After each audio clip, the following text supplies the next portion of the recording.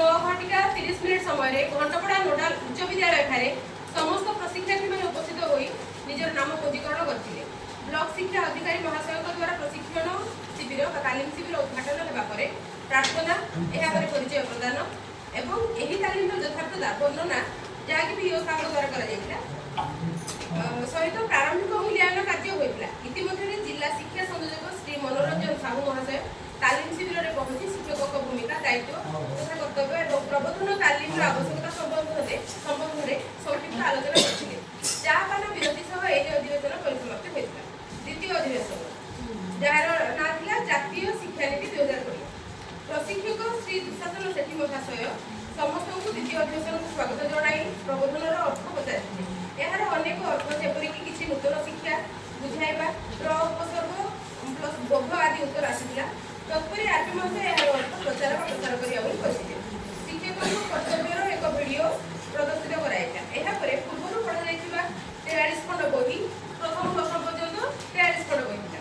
वर्तमान रो 55 खंड नूतन बही प्रथम द्वितीय 2 खंड लेखाय तृतीय चतुर्थ पंचम 6 खंड लेखाय षष्ठ सप्तम अष्टम 11 खंड लेखाय मोट 55 खंड बही विषय आलोचना होइथिला।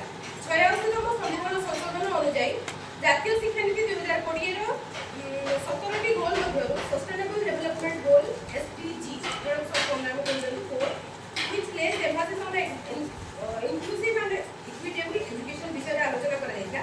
तदनुसार 2030 सुधा समस्त पई अंतर्निवेशी तथा समता भित्तिक गुणात्मक शिक्षा को उपलब्ध करा दिबा निमंते आशा रखा जाइछि बोली कहा जाइता।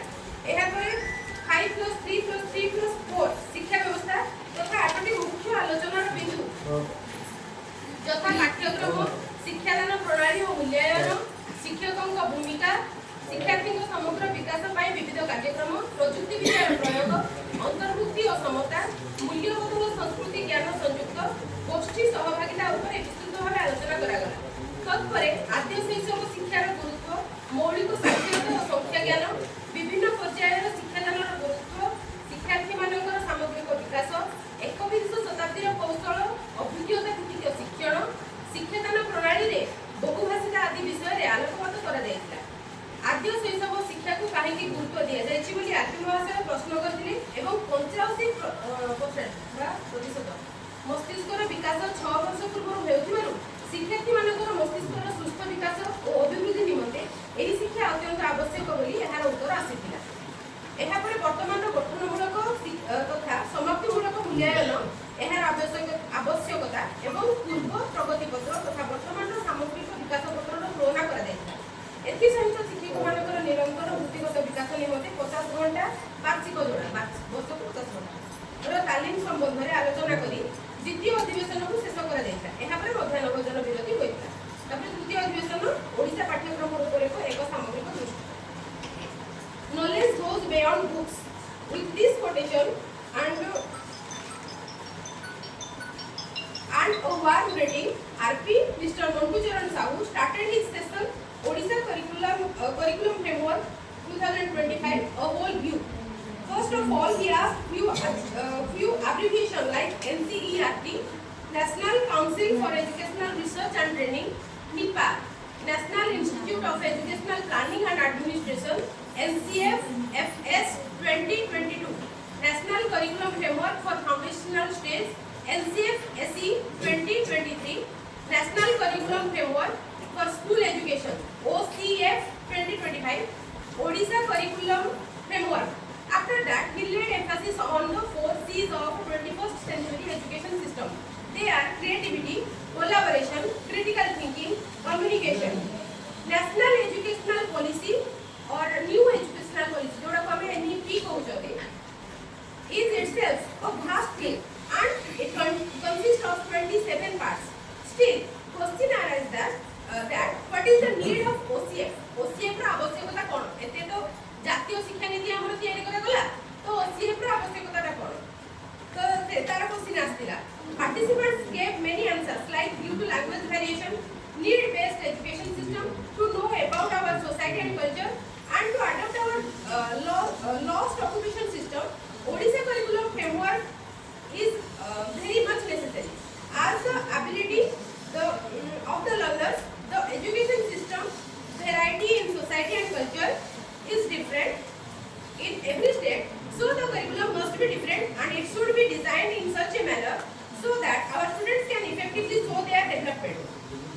Mr. Sahu gave emphasis on the objectives of OCF, and those are education awakens the mind.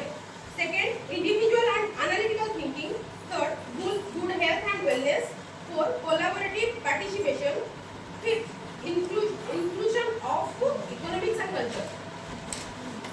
The aim of education जोटा आज अछि एबे एजुकेशन रो उद्देश्य बा लक्ष्य कोन it changed from school towards nation to school towards villages. Then Mr. Arpi discussed